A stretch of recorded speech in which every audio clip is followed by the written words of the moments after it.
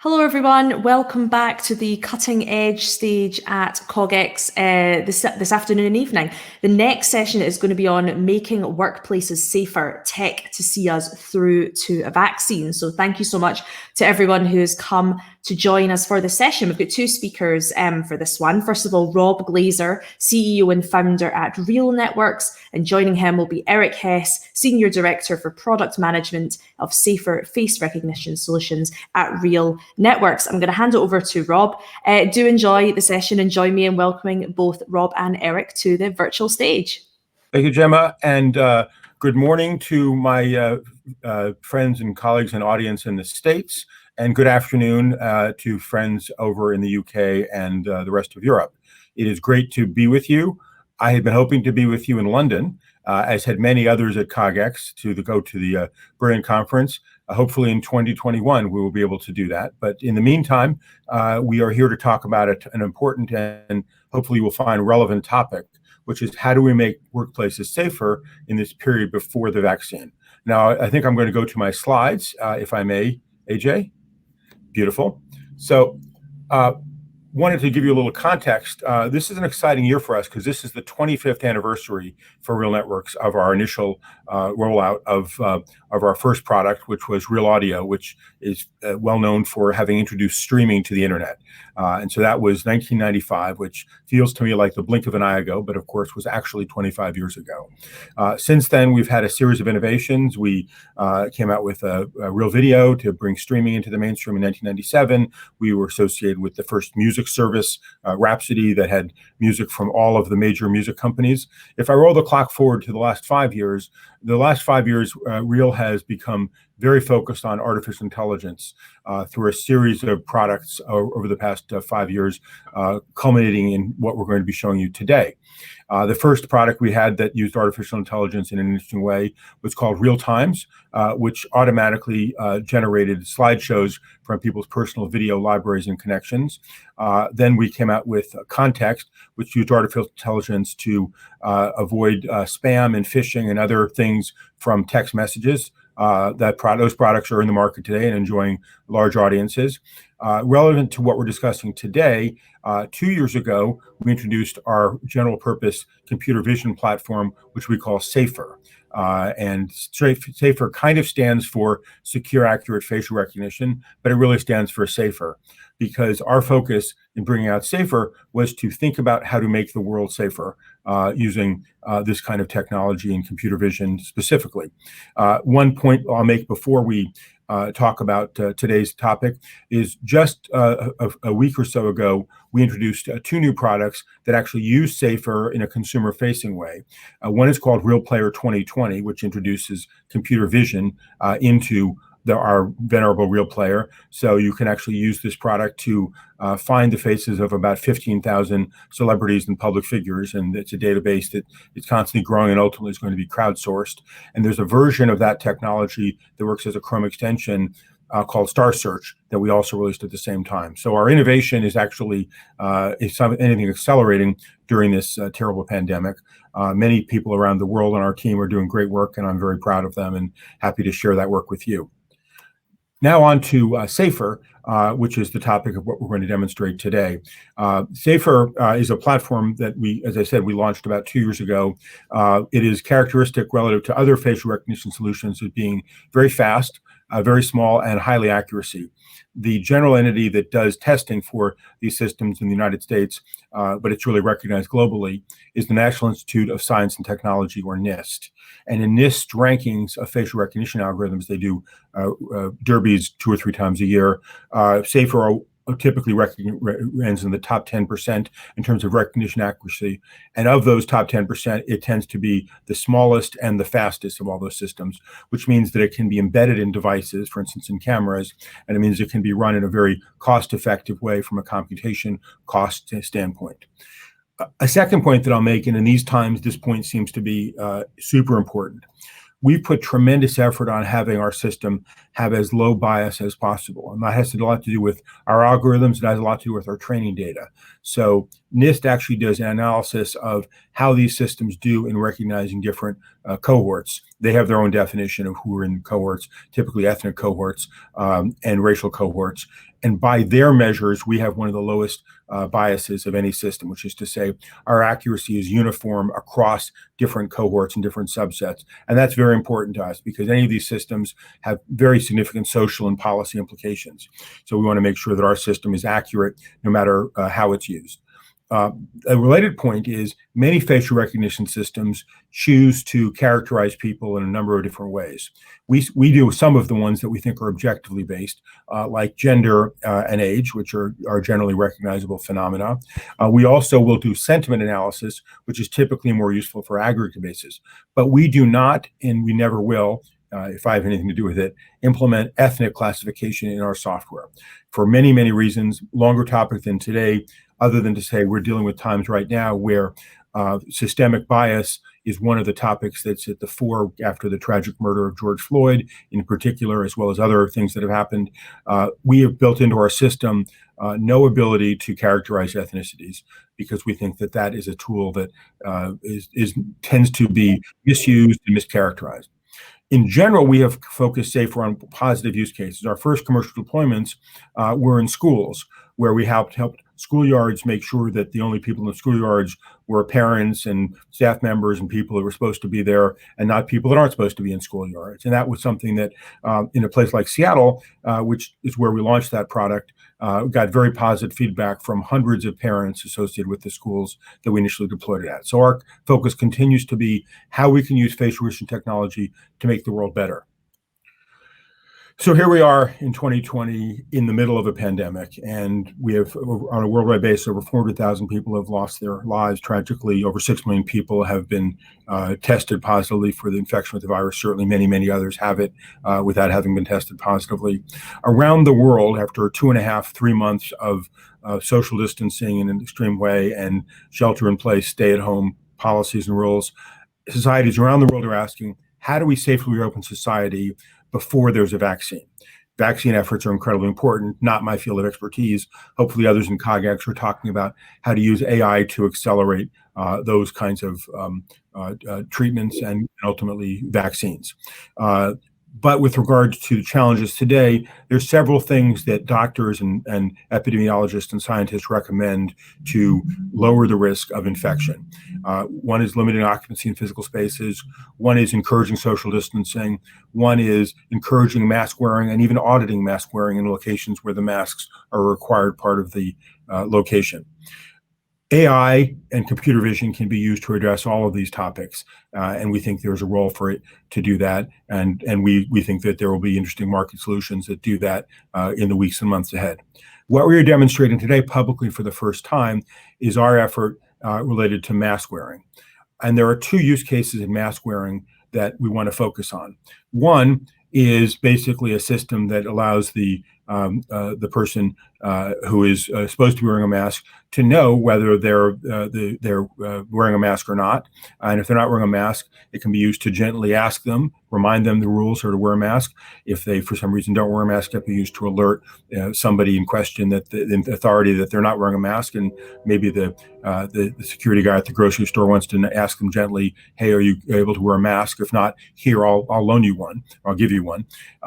That's one use case that we think is important. A second use case is actually recognizing a person while they're wearing a mask. We have a very, very accurate facial recognition system, as Eric will talk about in a minute and I'll follow up on. But recognizing people while they're wearing a mask is obviously a challenge because your algorithm doesn't have half the information that it would otherwise have because the bottom half of the face is occluded. So how do we actually design and redesign our algorithms and train our models to be better at this? Well, we have both of those well under development and starting to come to market. And I'm now delighted to do a demonstration of that. To make that demonstration, let me reintroduce you to Eric Hess, who's our Senior Director of Product Management, focusing specifically, among other things, on this opportunity and use case, and been working with our R&D teams around the world to implement something we think is very significant. So with that, let me pass it to Eric to do a demonstration. Good day, all. I'm excited to share with you some of the new developments in the SAFR facial recognition platform from RealNetworks. We believe this work will help make workplaces safer until a vaccine for COVID-19 is available. What you're watching now is SAFR performing real-time face recognition against live video. Until recently, our primary focus has been to continue to improve the accuracy of our algorithms, recognizing additional kinds of objects, making SAFR smaller and faster, and enabling it to be integrated into a wide variety of products and platforms today. A new kind of object that has become very important is the face mask, as Rob has already alluded to. For many people and many workplaces, wearing a face mask is now part of everyday life. And indeed, it's a necessity that will probably remain with us for some time. So we've trained our AI models to understand masks and how they interact with faces so that we can deliver new tools for society today. This engineering effort now enables SAFR to recognize when a face is occluded and to determine what type of object is causing the occlusion. I'll give a couple of demonstrations. Whether it's a basic cell phone that is occluding some portion of the face, whether it is clothing choices that somebody may have, or as somebody is coming into work or walking through a store, if they happen to be enjoying a beverage or any of the things we do every single day. We are able to recognize when these occlusions are blocking a portion of the biometric data within the face, and that enables us to do even better with a job of recognizing individuals. As you can see, SAFR has been able to recognize when views of the face have been blocked. We had this icon up here indicating that an occlusion is blocking some portion of the face.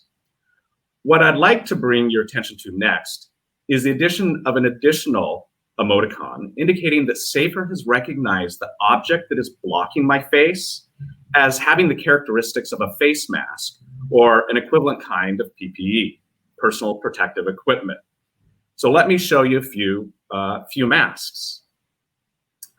First off, I have a standard surgical style facial mask.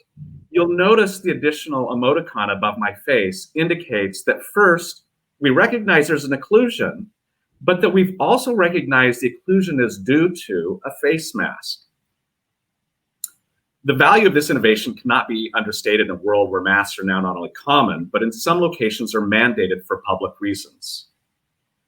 Let me show you a variety of other masks. Whether it be designer masks, personal preferences, etc., we're able to recognize the wide variety of masks that people may wear today. Notice that SAFR can even recognize when a face mask is not being worn in a manner to cover both the nose and mouth. So again, I'll demonstrate some additional masks. We have the emoticon indicating the mask is present. But if I am not wearing the mask properly, we see that it is recognized as not being present. I'll even show another one. Face masks take all forms. As we can see here, a traditional balaclava type of scenario. Again, if the face mask is not being worn properly, covering both the nose and the mouth, then it does not show. We're still training our SAFR AI model to understand lots of different kinds of masks. Our goal is to be able to recognize every kind of popular mask, whether they be handmade or purchased. We see many uses for mask detection in stores, in workplaces, even in schools. SAFR with mask detection can be integrated with other systems. So if someone isn't wearing a mask, they might either hear a recorded reminder played over a speaker, perhaps as they enter a grocery store or a place of business, or a staff member might be notified. SAFR can also be integrated with access control systems, unlocking the door when a person is recognized and properly wearing their face mask. This is the second use case I want to show you, how SAFR has been enhanced to recognize faces even when people are wearing masks. As you've noted, throughout the demonstration, SAFR has continued to identify me by name underneath the face detection. And I'll share with you, I am running this on a database of 7,000 individuals in the background on my demonstration laptop. SAFR has very high accuracy for this use case, typically over 99% accurate, with very few false positives. But you could imagine that someone wearing a mask makes the job of facial recognition much harder. In fact, I'm sure many of you have tried to unlock your iPhones while wearing your mask today, only to discover that it doesn't recognize you when you're wearing that mask. So I'm pleased to demonstrate that we've made great strides integrating our new mask detection capability with SAFR's face recognition algorithms. We estimate that we have achieved over 96% accuracy, meaning that 19 out of 20 times we'll recognize someone without asking them to remove their mask at all. This enhances personal as well as office safety by encouraging people to wear masks at all times. We're continuing to train our AI models to make even more accurate recognition of faces. And we're looking forward to releasing new algorithms with these improvements and more to our customers in the near future. So from everybody within the SAFR team and RealNetworks worldwide, we're very proud to bring you these new tools to help bring us into the future until a vaccine for COVID-19 is available. Thank you. Thanks, Eric.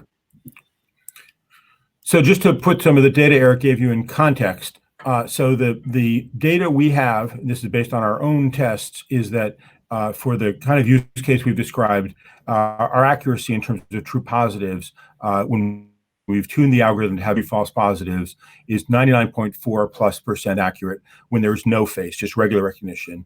And that's a case where you've got less than 0.05% of false positive rate, so a very low positive rate. With the mask as currently implemented, you can tune it for the false positive rate. That's still at a very low false positive rate of less than 0.5%. And with that tuning, we get over 96% mask accuracy. And of course, we can tune it up and down, or customers can. So if you want absolutely no false positives, we can get to even lower false positive rates, like we've shown in the regular recognition case, with slightly lower true positive rates. So that's where we are today. We're very pleased. Frankly, this quality has exceeded what I thought we'd be able to get to in about 3 months in terms of recognition accuracy when people are wearing masks. And there's many, many positive use cases for that we expect to deploy with customers in the weeks and months ahead. So in closing, we're at a very tricky time for the world right now. People are very, very interested in returning to some kind of normal. People are feeling, from an economic standpoint, from a social standpoint, wanting to engage more in the world. Science has learned a fair amount, although we're still learning about the infection characteristics of COVID-19 infection of the new coronavirus, and learning what are things we can do that significantly decrease the risks of infection. Face masks are clearly at the center of that, from the standpoint of primarily, as I understand it, from the standpoint of transmitting infection, to a secondary degree from the standpoint of lowering the risk of receiving infection. So because of that factor, the face mask that you yourself wear doesn't protect you nearly as much as if everyone around you is wearing a face mask. So in that context, having a system that makes it easy for people to be encouraged to wear face masks, reminds them that it's important to wear face masks where they're in a place where that's the policy, and where necessary, lets somebody responsible for the space know that there's people there that are not wearing face masks in areas where they're supposed to. That kind of solution actually, we think, can play a very significant role in helping society reopen in a safer way. More generally, stepping back, we are very bullish on how AI can be helpful in a number of ways. I identified some of the other use cases that are also we and others are working on developing. And just more fundamentally, we are believers, and I'm personally a believer, that this technology truly can help make the world a safer place during this period where we still have a pandemic that is having significant, terrible impact on people around the world. And as we move towards a world that is more opened up, where we don't want to see the rates of infection, illness, and death go up. So with that, I think we are done a little bit early this morning. If anybody watching this has any questions before we go into the Q&A, I think we have a little time for that. Otherwise, we will join the folks over at CogX in the Q&A session that is formally set up after this. But as moderators, I think if we do have a few extra minutes, if anybody has any questions prior to going to the formal Q&A session.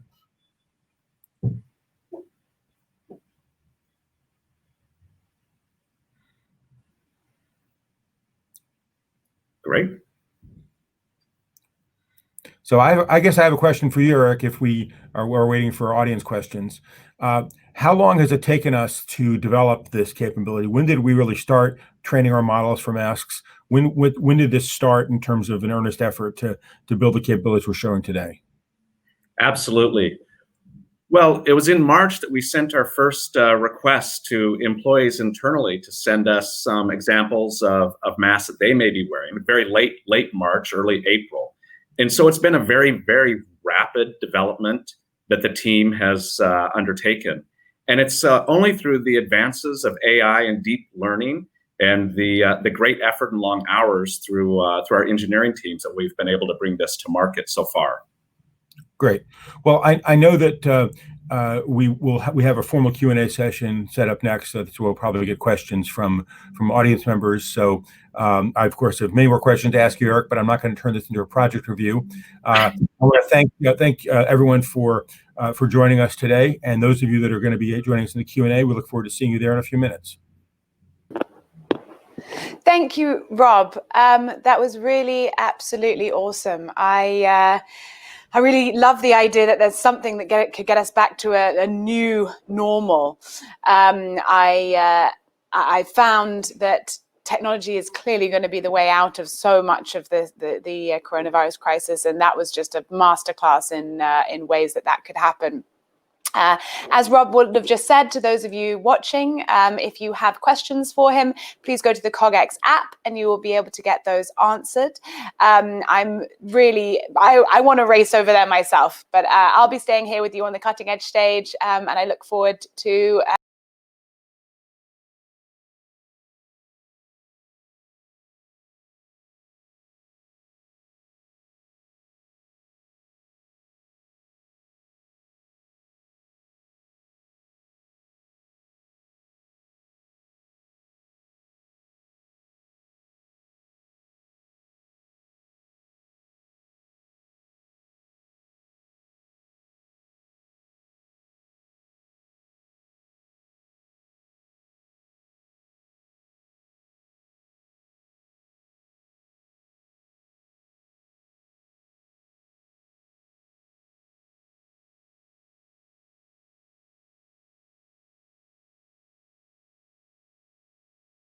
Want access to more CogX videos? Subscribe now for free at cogx.co.